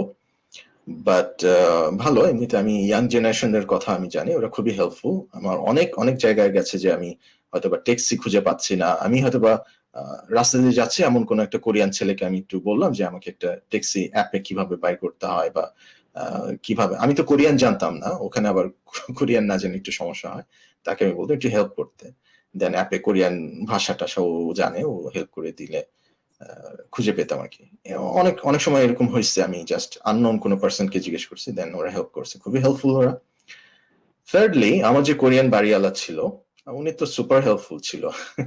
ওনাদের ফ্যামিলি আমাকে ইনভাইট করতো তাদের বাসায়, এই হচ্ছে কি ব্যাপার। আর বাসা ভাড়াটা হচ্ছে, আমি একটু বলি, এক এক শহরে এক এক রকম হয়। কোরিয়াতে আমি যদি এভারেজ মানে ব্যাপারটা যদি বলি, তাহলে হয়তো বা মান্থলি বাসা ভাড়া, থাকা খাওয়ার খরচ, সবকিছু মিলায় ম্যাক্সিমাম হয়তো বা 300 থেকে 400, এর বেশি হয় না সাধারণত। আর যদি খুব বেশি খরচ হয়, মানে খুব বেশি, এটা তো অনেকে খাওয়ার উপর ডিপেন্ড করে, কেউ বেশি খায় কেউ কম খায়, কেউ মোবাইলে বেশি কথা বলে, বা কেউ অন্যান্য এক্সট্রা খরচ আছে, সেগুলো যদি অ্যাড করা হয় বা সেগুলো যদি কেউ চায় না বেশি করব বেশি খাবো, দেন $500 মধ্যে হয়ে যায়, 400 to 500। এটা ডিপেন্ড করে এক এক সিটিতে এক এক রকম। সো এই তো 400 to 500 এর মধ্যে সবকিছু খাবার হয়ে যায়, থাকা খাওয়া, মোবাইল খরচ, এভরিথিং। বাসা ভাড়া, বাসাগুলো হচ্ছে ফার্নিশ থাকে, ফার্নিচার সাধারণত অনেক সময় কেনা লাগে না। কিছু বাসা ভাড়া মানে এরকম থাকে, আবার কিছু বাসা আছে যে ফার্নিচার থাকে না, নিজেকে অ্যারেঞ্জ করতে হয়। সো ওটার উপর ডিপেন্ড করে বাসা ভাড়ার রেটটা হয়তো বা 200 থেকে 300 হইতে পারে, অথবা এর থেকেও কম হতে পারে, ডলার আর কি। আমি 200 to 300 ডলার বললাম। কানাডার তুলনায় কোরিয়াতে অনেক কম। কানাডাতে যেরকম আমি যেখানে থাকি ভ্যাঙ্কুভারে, এখানে হচ্ছে বাসা ভাড়া প্রায় একটা এভারেজ যদি ধরি $1000, সেখানে কোরিয়াতে মাত্র $200 থেকে $300, অনেক অনেক কম, অনেক কম। কিন্তু ওখানকার লাইফ স্টাইল কিন্তু অনেক হাই। এইচডিআই ইন্ডেক্স যদি আমরা হিসাব করি, কোরিয়ান এইচডিআই ইন্ডেক্স কিন্তু খুবই হাই, উইকিপিডিয়াতে দেখলে আপনারা বুঝতে পারবেন। ওখানকার স্ট্যান্ডার্ড খুবই হাই, মানে এমন না চায়নাতে যেরকম কি হয়, চায়নাতে হচ্ছে, আমি তো চায়নায় গিয়েছি, তো চায়নাতে আমি দেখেছি সাংহাইয়ের মতো সিটি অনেক, মানে একদম ওয়েস্টার্ন সিটি। আবার চায়নাতে এমন জায়গাও আছে একদম গেলে মনে হয় যে কোথায় আসলাম, বাংলাদেশে চলে আসলাম না তো ভুলে। সো এরকম দুটো যেরকম কন্ট্রাস্ট আছে, হাই কন্ট্রাস্ট এরিয়া, যে খুব হাই ডেভেলপ, খুব লো ডেভেলপ এরিয়া, চায়নাতে যেরকম একটা এরকম একটা বৈষম্য আছে। কিন্তু কোরিয়াতে আপনি যেখানেই যান, আপনি যদি গ্রামেও যান, আপনি রাস্তাঘাট দেখলে অবাক হয়ে যাবেন যে আমি কোথায় আসলাম, আমি কি ওয়েস্টার্ন ওয়ার্ল্ডে আছি? তো কোরিয়া হচ্ছে একটা সুষম একটা মানে ডেভেলপড একটা কান্ট্রি, যেখানে গ্রাম বলেন শহর বলেন সব জায়গায় একটা স্ট্যান্ডার্ড লিভিং স্ট্যান্ডার্ডটা মেনটেন করা হয়, যে মানে ব্যাপারটা হচ্ছে এরকম। সো আপনি যেখানেই যান আপনি ওয়েস্টার্নদের মতোই একটা ফিল পাবেন কোরিয়াতে আর কি। ইভেন আমি এটা নিজের এক্সপিরিয়েন্স থেকে দেখেছি যে কোরিয়ান রাস্তাঘাটগুলো কানাডার তুলনায় অনেক বেশি পরিষ্কার। ইটস ট্রু, যারা কোরিয়াতে থেকে আসছে তারা যদি অন্য ওয়েস্টার্ন কান্ট্রিতে মুভ করে তারা জানে যে কোরিয়া কতটুকু পরিষ্কার থাকে ওয়েস্টার্ন দেশগুলোর তুলনায়। ভাইয়া ধন্যবাদ। কোরিয়ান পিআর সিস্টেম নিয়ে যদি বলতেন, ওদের সরকার কেমন ফিজিবল, এই রাইট বিষয়গুলো রাইট রাইট একটু। Right exactly. কোরিয়াতে যারা পড়াশোনা করছেন বা করা শেষ, তাদের কি ফেরত আসা লাগে? লাগে না। তাদের জন্য হচ্ছে কোরিয়ান গভর্নমেন্ট একটা ভিসা চালু করেছে, সেটা হচ্ছে অনেক আগে থেকে এটা চালু, জব সার্চ ভিসা। তো আপনারা যারা স্টাডি ভিসাতে যান তারা হচ্ছে D2 ভিসা বা D3 ভিসাতে যাওয়া হয়। দেন পাস করে যাওয়ার পরে ফেরত আসা লাগে না, সাথে সাথে সুইচ করে নেওয়া যায়। খুবই ইজি প্রসেসটা, খুবই ইজি, মানে এত স্মুথ সবকিছু। কোরিয়াতে আসলে সবকিছু খুবই ফাস্ট, তো যার জন্য হচ্ছে গিয়া গ্রাজুয়েশন শেষ করার 2-3 মাস আগে যদি আপনি অ্যাপ্লাই করেন যে জব সার্চ ভিসা, বা গ্রাজুয়েশন শেষ হওয়ার মুহূর্তেই ট্রান্সক্রিপ্টটা হাতে পেলেই, মানে গ্রাজুয়েশন সেরেমনির জন্য অপেক্ষা না করে ট্রান্সক্রিপ্টটা হাতে পেলেই সাথে সাথে যদি আপনি অ্যাপ্লাই করে ফেলেন জব সার্চ ভিসার জন্য, আপনার গ্রান্ট হয়ে যায়, 1 মাসের মধ্যে গ্রান্ট হয়ে যায়। সো আপনি তখন জব সার্চ ভিসাতে কোনো অফার লেটারও লাগে না, যে একটা জবের অফার লেটার লাগবে হাবি জাবি, এগুলো কিছু লাগে না। একটা প্ল্যান লেখা লাগে যে আপনি কিভাবে জব সার্চ করবেন, খুবই সিম্পল একটা ফরম্যাট। আর সামান্য কিছু ব্যাংক ব্যালেন্স দেখানো লাগে, খুবই সামান্য, প্রায় মনে হয় আমি এক্সাক্ট অ্যামাউন্টটা মনে পড়ছে না, কত 60,000 টাকার মতো হয়, 50 থেকে 60,000 টাকার একটা ব্যাংক ব্যালেন্স দেখানো লাগে, যে আপনি 6 মাস ওইটাতে চালাতে পারবেন, এরকম কিছু জাস্ট ফর্মালিটি আর কি। ওটা 1 সপ্তাহের জন্য দেখায়, ওটা পরে রিমুভ করে নিলে সমস্যা হয় না, এটা কোনো ব্যাপারই না। মানে এমনও অনেক দেখেছি, যেমন আমি যখন আমার জব সার্চ ভিসার জন্য অ্যাপ্লাই করেছিলাম, আমি কি করেছিলাম, আমার ফ্রেন্ডের কাছ থেকে আমি ওই টাকাটা ধার নিয়েছিলাম। আমার ওই মুহূর্তে টাকা ছিল না, আমার অ্যাকাউন্টে জাস্ট রেখেছিলাম 1 সপ্তাহের জন্য। দেন ভিসা যখন প্রসেস শেষ হয়ে গেল আমি ওটা তুলে নিয়েছি, তুলে নিয়ে ফ্রেন্ডকে দিয়ে দিয়েছি আবার। সো এটা খুবই ফ্লেক্সিবল একটা সিস্টেম। আর পিআর এর ব্যাপারটা হচ্ছে কোরিয়াতে আমি একটু আগে বললাম যে ওদের সোশ্যাল বার্থ রেট খুবই কম, বিয়ে শাদী করেন না, বাচ্চা কাচ্চার হারও অনেক কম। তো গভর্নমেন্ট এটা রিয়েলাইজ করছে যে আমরা যদি এভাবে চলতে যাই তাহলে আমরা নিশ্চিহ্ন হয়ে যাব কয়েক বছর, এই কানাডার মতো। কানাডাতে যেরকম ইয়াং জেনারেশনের সংখ্যা কম, জন্ম হার কম, সো কোরিয়াতে হচ্ছে গ্লোবাল ট্যালেন্ট গুলোকে অ্যাট্রাক্ট করার জন্য ওদের হাইলি ট্যালেন্টেড যে রিসার্চার গুলো আছে তাদেরকে রেখে দেওয়ার একটা প্রবণতা আছে। তাদের জন্য কিছু ফ্লেক্সিবল সিস্টেম গত বছর থেকে তারা চালু করেছে ইমিগ্রেশনের হিসাবে, যে তারা যদি অ্যাপ্লাই করেন তাদেরকে পিআর সহ অন্যান্য সুযোগ সুবিধাগুলো যেগুলো দেওয়া হবে। সো এই হচ্ছে গিয়ে মোটামুটি একটা প্রসপেক্ট যারা কোরিয়াতে স্থায়ী হতে চায়। বাট কোরিয়াতে স্থায়ী হতে হলে কোরিয়ান ভাষা জানাটা ম্যান্ডেটরি, না তা না হলে অনেক সমস্যা হবে। আমি জানতাম না, আমি না জানার কারণে আমি গুগল ট্রান্সলেটর দিয়ে সব জায়গায় দোকানে গেলে গুগল ট্রান্সলেটর দিয়ে স্ক্রিন দেখাইতাম যে আমার এটা লাগবে ওটা লাগবে। সমস্যা হতে গিয়ে হচ্ছে গিয়ে জিনিসপত্র সব কোরিয়াতে লেভেল ছিল, কোরিয়ান ভাষার লেভেল ছিল, আমি বুঝতাম না যে কোনটা শ্যাম্পু আর কোনটা কোনটা কি, কোনটা তেল আর কোনটা ভিনেগার, আমি কিচ্ছু বুঝতাম না। ভিনেগার তেল তেল নিয়ে আমি ভিনেগার, দুটো দেখতে একই রকম, লেভেল তো বোঝা যায় না। তেলের বদলে হয়তো ভিনেগার নিয়ে আসতাম। এরকম অনেক ছোটখাটো অনেক মিস্টেক গুলো করা মজার হয়েছে অভিজ্ঞতা ছিল। ভাষা না জানার কারণে। ভাইয়া, কোরিয়া আর যদি কানাডার সরকার মানে পিআর নিয়ে আলোচনা করেন, কোনটা বেশি ভালো হবে? কানাডা, ওই কোরিয়ার সাথে কানাডার তুলনায় হয় না। কানাডার পিআর টা আর মানে ওয়ার্ল্ডের মধ্যে সবচেয়ে ফ্লেক্সিবল, রাইট? সবচেয়ে জি ফ্লেক্সিবল, ভাইয়া। সবচেয়ে সিকিউরড। ওকে। ভাইয়া, কোরিয়াতে থাকাকালীন সময়ে আপনি কোনো মেমোরেবল প্লেস ভিজিট করার সম্পর্কে দর্শকদের যদি বলতেন। হ্যাঁ, মেমোরেবল প্লেস অনেক দেখা হয়েছে আল্লাহর রহমতে কোরিয়াতে থাকাকালীন সময়। বাট একটা কথা আমি বলবো না, সেটা হচ্ছে আমার স্যামসাং হেডকোয়ার্টার। আমি যে সিটিতে থাকতাম স্যামসাং এর আমার ভার্সিটি হচ্ছে সংকিংকন ইউনিভার্সিটি ছিল, কোরিয়ার মধ্যে one of the top rank. আর এটা হচ্ছে স্যামসাং এর ফাইন্যান্সে বা স্পন্সরশিপে প্রতিষ্ঠিত। সো আমাদের ইউনিভার্সিটির সাথে স্যামসাং এর একটা গভীর সম্পর্ক আছে। আমাদের ভার্সিটিতে যে যে শহরে, ওটাই হচ্ছে স্যামসাং এর গ্লোবাল হেডকোয়ার্টার। ওই শহরই হচ্ছে স্যামসাং এর শহর নামে পরিচিত, সুওন বলা হয়। তো ওখানে হচ্ছে স্যামসাং এর হেডকোয়ার্টার আমি ঘুরতে গিয়েছিলাম, ইন্ডাস্ট্রিয়াল ভিজিট ছিল ওটা।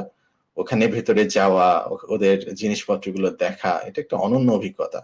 বিশাল বড় এলাকা নিয়ে স্যামসাং এর হেডকোয়ার্টার, ওখানে এমপ্লয়ীদের জন্য মানে কাজ করার পরে যে ওরা একটু রিল্যাক্স করবে, ওখানে পুল আছে, ঘুমানোর জায়গা আছে, মানে এভরিথিং ওদের এমপ্লয়ীদের জন্য যা যা সুযোগ সুবিধা সবকিছু ওখানে দেয়া আছে। ওখানে যাওয়ার পর মানে ওদের সবচেয়ে মানে কি বলবো, পৃথিবীর যে সর্বপ্রথম মোবাইল ফোন ওদের মিউজিয়ামে ওরা সাজায় রাখছে, ওদের যে হিস্ট্রি গুলো আছে সেগুলো, যে ওল্ড কম্পোনেন্ট গুলো সেগুলো ডিসপ্লেতে সাজায় রাখছে, ওগুলো কাছে থেকে দেখার অন্যতম একটা অভিজ্ঞতা ছিল। এটা আমার সবচেয়ে মেমোরেবল প্লেস বলবো আমি। আমি একজন রিসার্চার এবং সায়েন্টিস্ট, তো এই জন্য আমার কাছে সব টেক জিনিসগুলো আর কি মেমোরেবল বলে মনে হয়। এছাড়া আমি অনেক দর্শনীয় স্থানে গিয়েছি, সেগুলো আমার কাছে মেমোরেবল, বাট আমি জাস্ট আমার পার্সপেক্টিভে আমি এটাই উল্লেখ করবো। তাহলে তো ভাইয়া আপনার সাউথ কোরিয়া লাইফ অনেক বিচিত্রময় ছিল এবং অনেক কিছুই দেখতে পেলেন। হ্যাঁ, আমি অনেক মিস করি কোরিয়াকে। কানাডাতে আসলেও আমার কোরিয়ার কথা অনেক মনে পড়ে। ভাইয়া আপনি যদি এখন কোরিয়াতে যাওয়ার সুযোগ পান, কোন মানে আপনি কোথায় যেতে চাবেন কোরিয়ার, বা কোন জায়গাটাতে ভিজিট করতে চাবেন দর্শনীয় স্থানে? এখন আমি যেতে চাবো না, এখন তো করোনা। না, করোনা পরবর্তী সময়ে? ওয়েল, করোনা পরবর্তী সময়ে কোথায় যাওয়া যায়? আমার একটা বর্ডার দেখার খুব ইচ্ছা। নর্থ কোরিয়ান এবং সাউথ কোরিয়ান বর্ডার আছে, ওটা one of the highly guarded borders in the world. ওই জায়গায় আমার যাওয়া হয় নাই। আমি শুনেছি ওই জায়গাটা নাকি ভিজিটরদের জন্য খুলে দিয়েছে। এখন কি অবস্থা জানি না। এমনিতে তো সাউথ কোরিয়া আর নর্থ কোরিয়াতে হচ্ছে গিয়ে সাপে নেউলে সম্পর্ক, ভারত পাকিস্তানের মতো। নর্থ কোরিয়া সাউথ কোরিয়া একজন অন্যকে দেখতে পারে না। নর্থ কোরিয়া হচ্ছে অনেক গরিব একটা দেশ, সাউথ কোরিয়া সেখানে হচ্ছে গিয়ে হাইলি ডেভেলপড কান্ট্রি। হ্যাঁ, আর ওই বর্ডারটা নাকি আমি শুনেছি ভিজিটরদের জন্য খুলে দিয়েছে। তো ওইটা দেখার আমার খুব ইচ্ছা ছিল, ওটা দেখা হয় নাই। যদি আমি নেক্সট টাইম সুযোগ পাই, ওই বর্ডারটা দেখার আমার খুব ইচ্ছা, যে পৃথিবীর মধ্যে সবচেয়ে হাইলি গার্ডেড প্লেস কেমন হয়। আসলে অনেক, আশা করি অনেক ভালো কিছু। ভাইয়া এর মাধ্যমে আমাদের আলোচনা পর্ব শেষ হলো। দর্শকবৃন্দ, আমরা এবার কমেন্ট সেকশনে চলে যাচ্ছি। আপনারা অনেক প্রশ্ন করলেন, আমরা দেখতে পাচ্ছি। নাজরুল ভাইয়া, কোন কোন প্রশ্নগুলো উত্তর দেওয়া যায় যদি এটা দেখতেন আপনি। আচ্ছা, আমি অনেকে দেখতে পাচ্ছি যে অনেকে কমেন্টে প্রশ্ন করেছে, আমি একটু দেখছি কোনটা নেওয়া যায়। জি ভাইয়া। জাস্ট আ সেকেন্ড। আচ্ছা, না, Najib Mahfouz. জি ভাইয়া। I have a question. I'm thinking about doing my honors degree at South Korea. What to do? আচ্ছা নাজিব, আপনি যেটা করতে পারেন, আমি একটু আগে বলেছি, যারা অনার্সে সাউথ কোরিয়াতে অ্যাপ্লাই করতে চান তারা গ্লোবাল কোরিয়া স্কলারশিপে অ্যাপ্লাই করতে পারেন। এটা শেষ তারিখটা বা শেষ সাবমিশন ডেটটা হচ্ছে অক্টোবরের দিকে হয়। এমবিসি ট্র্যাকে অ্যাপ্লাই করতে পারেন, 3টা ইউনিভার্সিটি চয়েস দেওয়া যেতে পারে। আমাদের যে কোরিয়ান এমবেসি আছে ঢাকার, সেটার ওয়েবসাইটে গেলে আপনি বিস্তারিত গাইডলাইন পেয়ে যাবেন। আর নেক্সট কোয়েশ্চেনটা,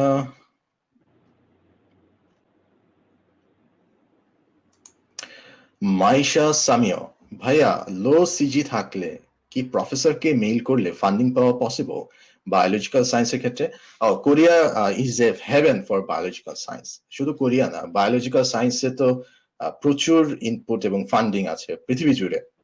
কারণ মানুষ যতদিন বাঁচবে, এই বায়োলজিক্যাল সায়েন্স, ফার্মেসি, এগুলার রিসার্চ কোনোদিন থেমে থাকবে না। সো ইটস এ হিউজ পরিমাণ ফান্ডিং। আর ডেফিনেটলি লো সিজিপিএ থাকলেও কোরিয়ান প্রফেসরকে মেল করা উচিত।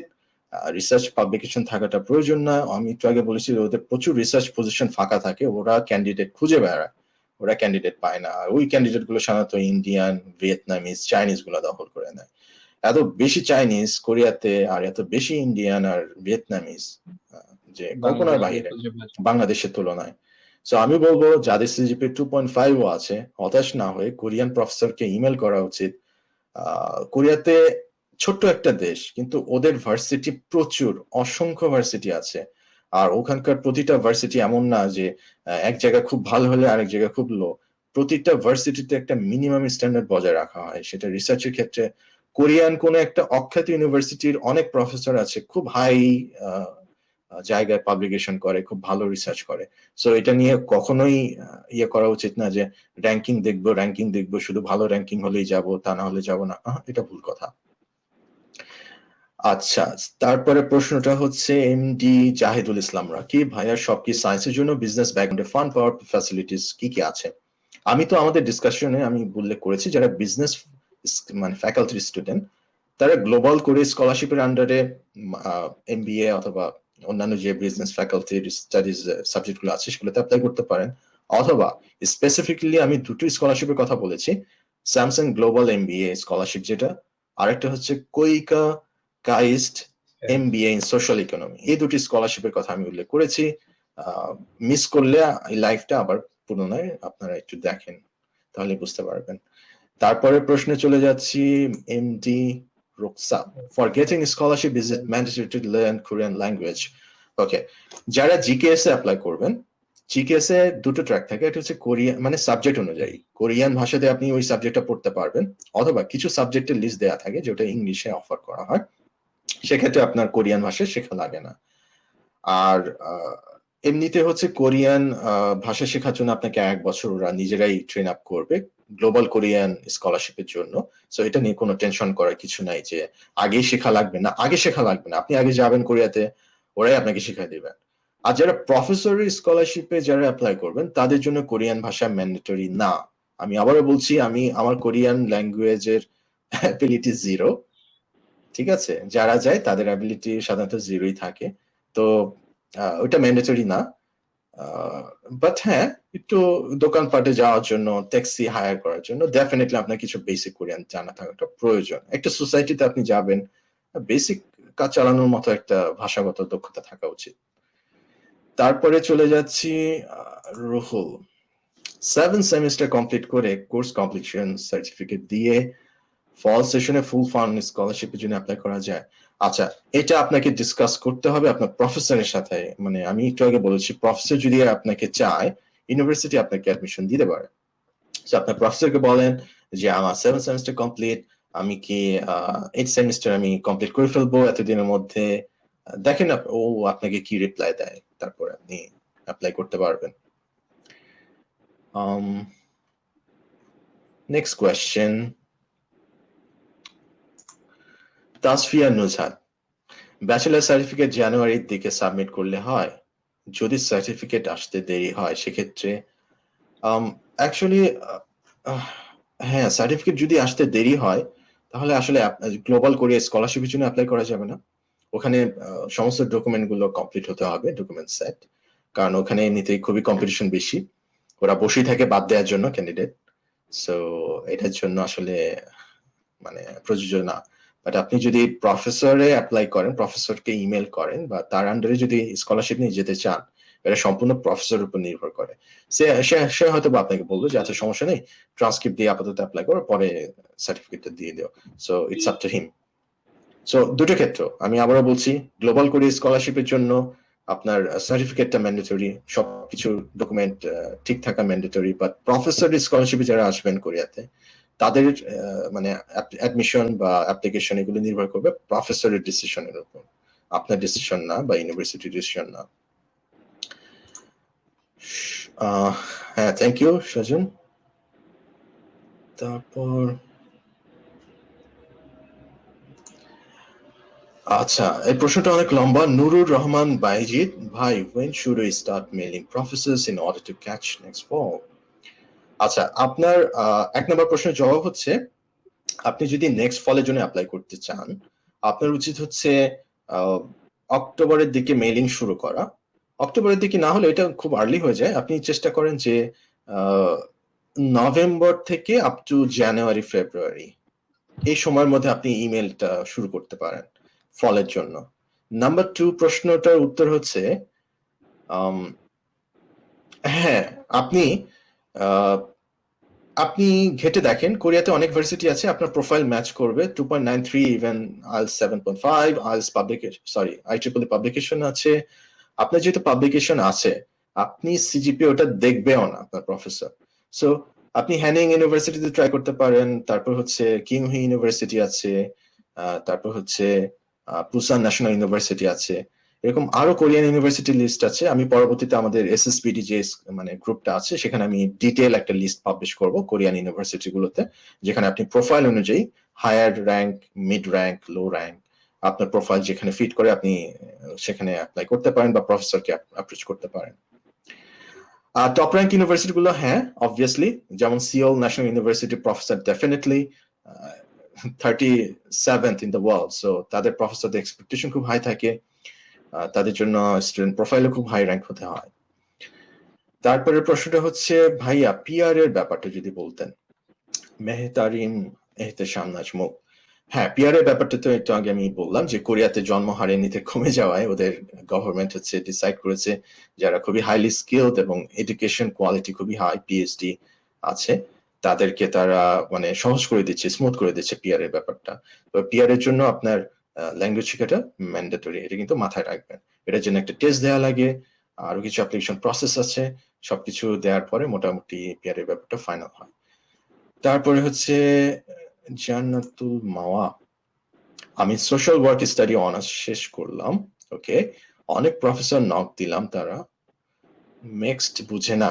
মিক্সড, আচ্ছা মিক্সড হচ্ছে জাপানিজ স্কলারশিপ, রাইট? আমরা তো কোরিয়ান স্কলারশিপ নিয়ে কথা বলছি, সো আমি এই কোয়েশ্চেনটা আমরা পরবর্তীতে দেই, কেমন? আমরা আগে কোরিয়া স্কলারশিপ নিয়ে যারা আজ করছে তাদের প্রশ্নটা আগে একটু দেখি। কোরিয়াতে সেকেন্ড মাস্টার্স এর জন্য কতটুকু পসিবিলিটি আছে মাইশের সামিও? আর ডেফিনেটলি পসিবিলিটি আছে, বাট আপনার যদি অলরেডি একটা মাস্টার্স থাকে, সাধারণত প্রফেসর আপনাকে বলবে যে তোমার তো মাস্টার্স আছে, তুমি পিএইচডি তে এনরোল করো, এটা বলবে, এটা একদম 100% শিওর। সো পসিবিলিটি আমি বলবো খুবই লো।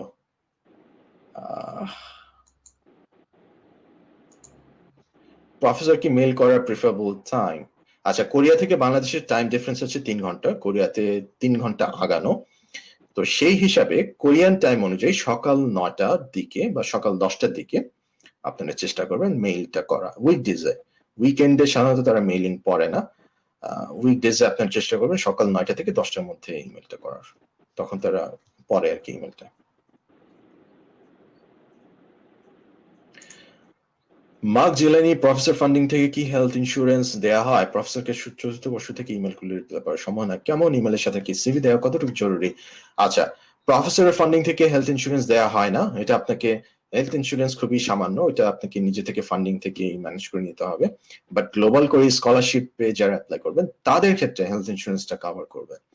প্রফেসর থেকে চতুর্থ বর্ষ থেকে ইমেল করাটা অবভিয়াসলি এটা খুবই ভালো একটা আইডিয়া, এবং আমি সাজেস্ট করি যারা 4th ইয়ার ফাইনাল দিয়েছো বা অলরেডি দিবা নেক্সট সেমিস্টারে, তারা এখন থেকে প্রফেসরদেরকে শর্টলিস্ট করা শুরু করো, যেন তোমার ট্রান্সক্রিপ্টটা তুমি এক্সামে অ্যাপিয়ার করো, তুমি 7th সেমিস্টার পর্যন্ত ট্রান্সক্রিপ্ট তুমি প্রফেসরকে পাঠাও, দেখো তারা কি বলে।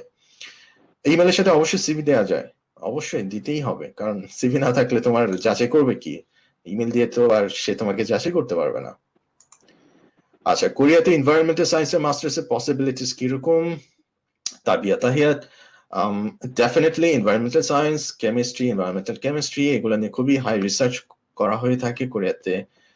মাস্টার্স এর পসিবিলিটি এটা ডিপেন্ড করে, প্রফেসররা সাধারণত লং টার্ম কমিটমেন্ট পছন্দ করে, সো তারা অনেক সময় চায় যে মাস্টার্স প্লাস পিএইচডি এরকম কিছু স্টুডেন্ট।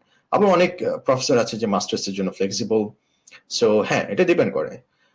তুমি অনেক ইউনিভার্সিটিতে ট্রাই করতে পারো, ইউনিভার্সিটির লিস্টটা আমি যখন স্কলারশিপ স্কুল বিডি গ্রুপে আমি পাবলিশ করবো, ওইটা ধরে ধরে তুমি হয়তো বা প্রফেসর ম্যানেজ করতে পারো বা খুঁজে দেখতে পারো। তাবিয়া মাইশা সামিও আবারও প্রশ্ন করেছে, as you said, Korean professors are workaholic even in the weekend, and what will be preferable time of email? আচ্ছা, workaholic even in weekend, হ্যাঁ অনেক প্রফেসর উইকেন্ডেও কাজ করে, ডেফিনেটলি ট্রু। তারপরেও আমি বলবো যে preferable time for emailing is 9 to 10 সকালের দিকে উইকডেজে। উইকেন্ডে তারা নিজস্ব জমানো কাজ করে, হ্যাঁ প্রফেসরদের অনেক রিসার্চ প্রজেক্ট চলমান অবস্থায় থাকে, অনেক তাদের নিজস্ব অনেক কাজ থাকে, রিসার্চ প্রজেক্টের কাজ, পেপার রিভিউ করা, হাবি জাবি, এইসব কাজ তারা উইকেন্ডে সাধারণত করে। তারপর হচ্ছে Nahin Sabbir Ahmed, public health sector statistical বা স্ট্যাটিস্টিক্যাল লাইনের জন্য কোরিয়া কেমন হবে? ইউজুয়ালি ইঞ্জিনিয়ারিং লাইনে মানুষদের যেতে চেয়েছি, সেই জন্য আস্ক করা। আচ্ছা, আপনার 1 নম্বর প্রশ্নটার উত্তর হচ্ছে ডেফিনেটলি পাবলিক হেলথ সেক্টর জন্য খুবই ভালো হবে। আপনি সিওল ন্যাশনাল ইউনিভার্সিটি, তারপর হ্যানিং ইউনিভার্সিটি, ইয়নসে ইউনিভার্সিটি, কোরিয়া ইউনিভার্সিটিতে পাবলিক হেলথ সেক্টরে স্কলারশিপ দেওয়া হয়, আপনি ট্রাই করতে পারেন সেখানে। আর প্রফেসর ম্যানেজের জন্য কোরিয়াতে রিসার্চ পেপার থাকা কি বেশি নিডেড লাইক কানাডা? না, লাগে না। তবে থাকলে ভালো। আপনার সবকিছু ডিপেন্ড করে প্রফেসর ম্যানেজের উপর এবং ইন্টারভিউতে কতটুকু ভালো করেছেন সেটার উপর নির্ভর করে। আপনি যদি ইন্টারভিউতে ভালো করেন, কোরিয়ান প্রফেসর আপনাকে নিয়ে নিবে, আপনার পাবলিকেশন থাকা লাগবে না। সিজিপিএ 3.8 প্লাস আপ আইএলটিএস দিয়ে কি কানাডাতে প্রফেসর? আচ্ছা, কানাডার ব্যাপারটা আমরা আলাদা সেশনে আমরা রিপ্লাই দেব। আর্টিফিশিয়াল ইন্টেলিজেন্স ডেটা সায়েন্সের ক্ষেত্রে অপরচুনিটি, এটা তো বলার অপেক্ষা রাখে না যে কোরিয়ার 4th ইন্ডাস্ট্রিয়াল রেভলিউশন হচ্ছে এআই। কোরিয়া কিন্তু 70-এর দশকে আমাদের যখন মুক্তিযুদ্ধ হয়েছিল, তারা অনেক অনেক গরিব দেশ ছিল, দুর্ভিক্ষ ছিল, খেতে পারতো না, আফ্রিকাদের মতো অবস্থা ছিল কোরিয়াতে। ওদের ইন্ডাস্ট্রিয়াল রেভলিউশন শুরু হয় হচ্ছে 70-এর দশকের দিকে। স্টিল মিল, তারপর হচ্ছে গাড়ির যে কর্পোরেশন গুলো, তারপর স্যামসাং, তারপর সেমিকন্ডাক্টর বিজনেস গুলো যখন শুরু হয়, একদম বুমিং হয়, তার ইন্ডাস্ট্রিয়াল রেভলিউশন শুরু হয়, তারপর থেকে কোরিয়া একদম হাই ইকোনমি হয়ে যায়। তো কোরিয়ার 4th ইন্ডাস্ট্রিয়াল রেভলিউশন হচ্ছে, আমি থাকাকালীন সময় দেখেছি তাদের যে টেকনিক্যাল মিনিস্ট্রি গুলো আছে এআই নিয়ে কাজ করতো, প্রচুর ফান্ডিং। আমাদের ইভেন স্যামসাং এর একটা নিজস্ব ডিপার্টমেন্ট খুলেছে আমাদের ভার্সিটিতে, সফটওয়্যার কনভার্জেন্স নামে, ডিপার্টমেন্ট অফ সফটওয়্যার কনভার্জেন্স, এরকম কিছু। ওখানে এআই নিয়ে প্রচুর ফান্ডিং দেওয়া হচ্ছে। সো অনেক অনেক অপরচুনিটি আছে এআই নিয়ে। তারপর হচ্ছে জান্নাতুল মাওয়া, সোশ্যাল ওয়ার্কে কি প্রফেসর ফান্ডিং দেয়? না, প্রফেসর ফান্ডিং দেয়া সাধারণত হয় না। তবে আপনি গ্লোবাল কোরিয়া স্কলারশিপের সোশ্যাল ওয়ার্ক নিয়ে অ্যাপ্লাই করতে পারেন, ওখানে আপনি স্কলারশিপ আছে। পার্থ প্রতিম ভাই, ইউনিভার্সিটি লিস্টটা দিয়ে দিলে? হ্যাঁ, ডেফিনেটলি আমি দিয়ে দেবো। ইউনিভার্সিটি লিস্টটা আমি দিয়ে দেবো, টপ টায়ার, মিড টায়ার এবং লো টায়ার হিসেবে দিয়ে দেবো, যেন আপনারা অ্যাপ্লাই করতে বা ডিসিশন নিতে আপনাদের সুবিধা হয়। তো আমি আর কোনো প্রশ্ন দেখতে পাচ্ছি না আপাতত। মনে হয় তামিম, এখানে শেষ করে দেওয়া যায়, কি বলো? আমরা জি অনেক ভাইয়া, আমাদের এর মাধ্যমে আমাদের কমেন্ট সেকশন পর্ব শেষ হলো। ধন্যবাদ ভাইয়া আজকে অনুষ্ঠানে যোগ দেওয়ার জন্য। দর্শকরা আপনাদেরকে ধন্যবাদ আমাদের এই সেশনটি উপভোগ করার জন্য। ধন্যবাদ। Thank you Tamim. দর্শকরা, আপনারা সবাই যারা আমাদের লাইভটি দেখেছেন, আপনাদেরকেও ধন্যবাদ আমাদের সাথে এতক্ষণ ধরে থাকার জন্য, ধৈর্য ধরে দেখার জন্য। আর দেখা হবে আরেকটা কোনো সেশনে, স্কলারশিপ নিয়ে কথা হবে। সবাই ভালো থাকবেন, আল্লাহ হাফেজ।